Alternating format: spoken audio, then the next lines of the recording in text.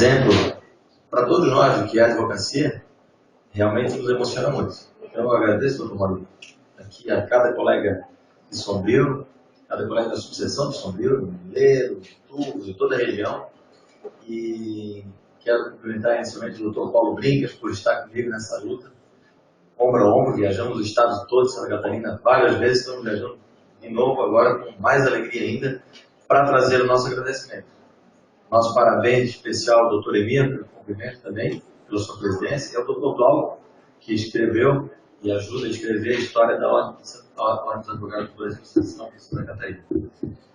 Doutor Mauri, colegas de mesa, prezados colegas advogados e advogadas de Sombrio, convidados aqui presentes, quero dizer que, observando o discurso da OAB, é muito maior que nós, e que a OAB, na verdade, é o grande fim a que se destina o nosso trabalho diário. É isso mesmo, nós não estamos aí para nos servir da OAB, mas sim para que a gente possa fazer com que a OAB sirva efetivamente os advogados.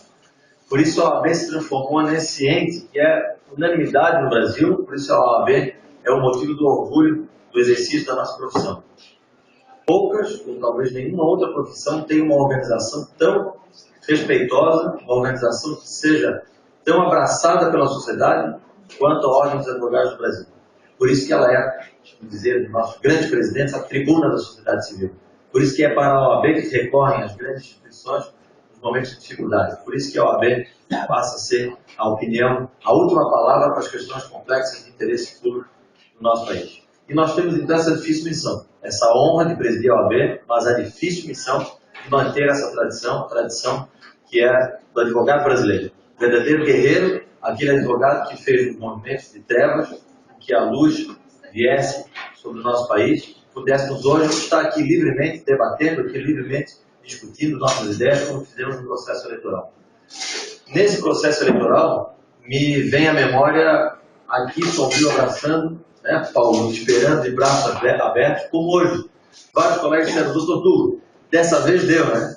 Ou seja, já se referindo a outra que não tinha dado, porque o somatório de votos não permitiu, mas lembro que o doutor Márcio Antônio Luiz da Silva, o doutor Marcão, aqui eu trago aqui o pessoal, um abraço, a pedido dele, também do nosso diretor-tesoureiro, Luiz Mário Braga, já tinha estado aqui também numa bela votação, e pudemos agora unificar as forças aí, com o doutor Paulo Brincas e todos os outros colegas advogados, e fazer com que a gente tenha uma inovação na OAB.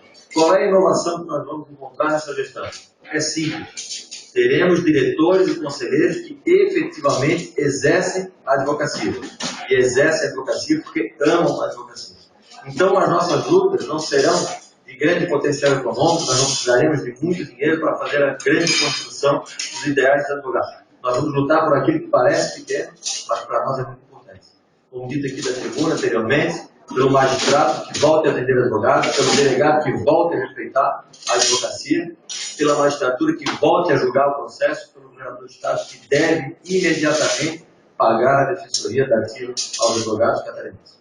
Por isso, nesse início de gestão, dois desafios têm sido para nós os principais. O primeiro deles, temos reunido diuturnamente com o governo do Estado, com a Secretaria da Fazenda, com a Secretaria de Cidadania e Justiça e com a Defensoria Pública. Para quê? Para tratar de um grande problema que enfrentaremos agora. Primeiro, a transição da Defensoria Dativa para a Defensoria Pública. Nós não abrimos mão de que venhamos a receber integralmente os valores devidos pelo governo do Estado, para que possamos, num segundo momento, aí sim, estudar a Defensoria Pública. A boa notícia é que o governador tem atendido nossos pedidos de estudo. Nós já estamos com a auditoria da Secretaria da Fazenda, levantando todas as RHs dentro do Estado, dentro da OAB. Aliás, acesso que não era dado até então pela antiga gestão, que tinha seríssimas dificuldades, até as questões envolvendo transparência, como foi dito pelo doutor Paulo Brincas. E esse acesso vai facilitar uma conta final que vai permitir uma proposta concreta aos advogados. Essa proposta será trazida, doutor Eunice, a cada subseção, para que possamos juntos encontrar uma saída e receber esses valores que há muitos já deveriam ter sido pagos aos advogados e hoje suplantam aí a quantia de 125 milhões de reais. Passada essa fase, e isso tudo vai ter que acontecer muito rápido, nós temos a partir do dia 14 de março o ingresso da Defensoria Pública. E aí nós devemos então de novo dizer sim ou não para a continuidade do nosso serviço. Evidentemente, por se tratar a advocacia de um mundo público, se tratar a advocacia no exercício de uma função pública constitucional, Eu já exorto os colegas que, com todo carinho, estudem a possibilidade de que nós venhamos a continuar, evidentemente, com um pagamento justo, esse cumprimento do nosso dever constitucional, que é permitir àqueles menos favorecidos o acesso à justiça.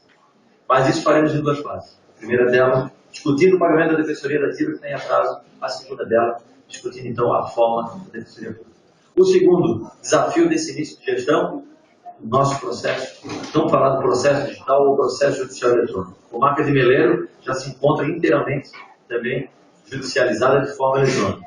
Tem sido uma grande dificuldade para o nosso colega. Por isso, na semana passada, pedimos que o nosso presidente da Comissão de Direito Digital fosse a Brasília, numa reunião que foi organizada pelo atual presidente, o Tomás Vinícius Coelho, presidente do Conselho Federal da OAB. E essa semana, Paulo, veio então a notícia no final de semana, que o primeiro Tribunal Superior do Trabalho, que impunha obrigatoriamente o PJE, já recua no sentido de que os prazos venham a ser revistos e que haja então uma implementação gradativa do processo judicial eletrônico. Ou seja, os advogados e a OAB não estão se negando a ingressar na era digital. Mas nós queremos um tempo para que isso seja feito de forma gradativa e minimize os danos que irão ocorrer de qualquer forma, como foi dito aqui anteriormente pelo Dr. Paulo Bringas, com aqueles colegas que têm uma dificuldade justamente pelo tempo da advocacia, numa outra realidade, num momento que não era o atual da digitalização, da chamada advocacia, da chamada detenção das informações nas nuvens digitais, que é hoje a grande modernidade. Dito isso, eu encerro então meu discurso dizendo aos colegas do Sombrio que podem contar integralmente com a seccional.